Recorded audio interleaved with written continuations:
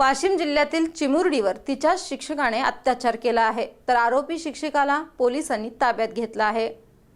वाशिम जिल्ह्यातील Karanja police station अंतर्गत येणाऱ्या मनबा जिल्हा परिषद उर्दू शाळेच्या शिक्षकाने त्याच्या शाळेतील वर्ग 4थीत शिकणाऱ्या चिमुरडीवर तोंड दाबून अत्याचार केल्याची घटना घडली। या शिक्षकाने गुरु शिष्याच्या नात्याला कलंकित केल्याने सर्व स्तरातून चीड व्यक्त होत आहे। पोलिसांनी आरोपीला त्वरित अटक केली आहे।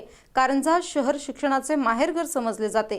कारंजा तालुका अंतर्गत येणाऱ्या मनबा येथील जिल्हा परिषद उर्दू शाळेत चिमुरडीवर अत्याचार केल्याची घटना घडली। 4थीची विद्यार्थिनी लघुशंकेसाठी गेली असताना त्याच शाळेत 3रीला शिकवणारा शिक्षक मथिप वहाब याने चिमुरडीवर दिवसाढवळ्या तोंड दाबून अत्याचार केला। कोणालाही सांगितल्यास जीवे मारण्याची धमकी दिली। चिमुरडीने घरी येताच सर्व प्रकार आईवडिलांना सांगितला। आईवडिलांनी चिमुरडीला सोबत घेऊन कारंजा पोलीस स्टेशनला तक्रार दाखल केली। पोलिसांनी आरोपीला त्वरित अटक करून बालकाचे लैंगिक गुन्ह्याचे शोषण अधिनियम गुन्ह्याची नोंद केली।